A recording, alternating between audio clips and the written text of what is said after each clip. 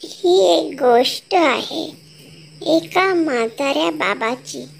हे बाबा आपल्या मुलासोबत राहत होते, कारण बाबांची बायको काही वर्षांपूर्वी वारली होती. बाबांचं वय 80च्या आसपास असावं.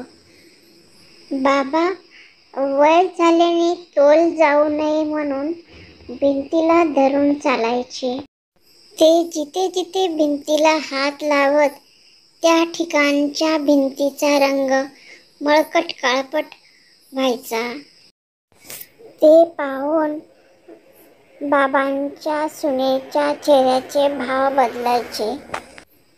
त्या दिवशी बाबांचे डोके दुखत होते आणि त्यांनी डोक्याला तेल लावले होते. त्याच तेलकट हातांनी त्यांनी भिंतीला धरून उठू लागले. तेलकट हातांचे ठसे भिंतीवर स्पष्ट उमटले. त्या दिवशी बाबांच्या मुलाला काय झाले कुणास ठाऊक. तो तडक बाबांच्या रूममध्ये जाऊन म्हणाला आणि ओरडला, बाबा, भिंतीला हात न लावता चाला ना जरा. तुमचे हात लागून लागून किती भिंती घाण झाल्या. त्या मुलाचा आवाज जरा उंच झाला होता. 80 वर्षाचे बाबा एखाद्या लहान मुलासारखे चूक झाली म्हणून चेहरा करून गप्प बसले आणि नकळत त्यांच्या डोळ्यातून अश्रू वाहू लागले. त्या मुलाला वाटले असं बोलायला नको होतं. त्या दिवसापासून बाबांच्या मुलाचे मन बोलू लागले, माझे स्वाभिमानी बाबा तेव्हापासून चालायचे विसरले. त्यांनी भिंतीला धरून चालणे सोडून दिले असे त्या मुलाचे मन त्याला सांगू लागले. पुढे 4 दिवसांनी असेच झाले. भिंतीला न धरता बाबा चालत राहिले आणि एके दिवशी तोल जाऊन पडले. त्यांनी अंथरूणच धरले. पुढे 2 दिवसांनी त्यांनी यलोक यात्रा संपवली. भिंतीवरचे ठसे पाहून मुलाला अडकल्यासारखे वाटायचे. काही दिवसांनी बाबांच्या मुलाने घर रंगवायला घेतले, पण बाबांच्या हाताचा ठसा पाहून मुलाचे मन कुठेतरी थरथरले. त्यामुळे त्याने पेंटरला तेवढा भाग सोडून रंगवायला सांगितले. तेव्हा रंगकाम करणारे म्हणाले, सर, काळजी करू नका, आम्ही त्या ठशांच्या भोवती सुंदर डिझाईन करून देतो. तसेच त्यांनी डिझाईनही करून दिले. पेंटरची आयडिया सगळ्यांना आवडली. घरी येणारे पाहुणे मित्रमंडळी त्या डिझाईनचे कौतुक करू लागले.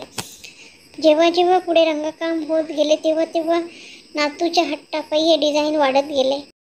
त्यानंतर काही काळ गेल्यावर बाबांचा मुलगा सुद्धा बाबांच्या वयाला येऊन थांबला आणि त्यांना सुद्धा भिंतीला धरून चालावं लागलं.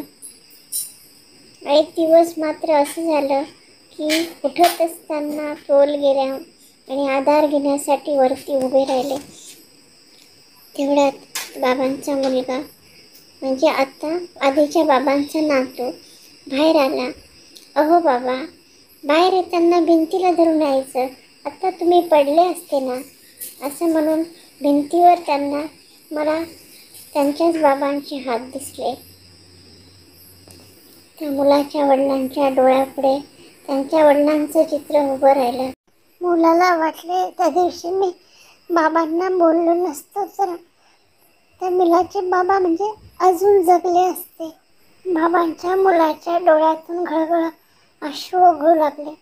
तेवढ्यात बाबांच्या मुलाचा मुलगा धावत आला आणि सोफ्यावर बसत बसत त्या मुलाने आपले ड्रॉइंग बुक दाखवलं. ड्रॉइंग बुकमध्ये बाबांच्या हाताचं चित्र बाबांच्या हाताचं चित्र काढलं होतं आणि त्याखाली त्या मुलाने नातूने एक्सप्लेनेशन लिहिलेलं होतं की हे आमच्या बाबांचं चित्र आम्ही भिंतीवर कायम कोरून ठेवलंय, त्यामुळे आमच्या घरात प्रेम वाढत आहे. आणि टीचरने सुद्धा त्या चित्राचं खूप कौतुक केलं. त्या बाबांच्या मुलाच्या डोळ्यात म्हणजे जो आज 70ला पोचला होता त्याच्या डोळ्यातून घळाघळ अश्रूंच्या धारा वाहत होत्या आणि मनामध्ये तो म्हणत होता आपल्या वडिलांना, बाबा मला क्षमा करा, मी खूप चुकीचं वागलो. बाबांचा मुलगा रोज त्या पंड्याजवळ येऊन क्षमा मागत राहील.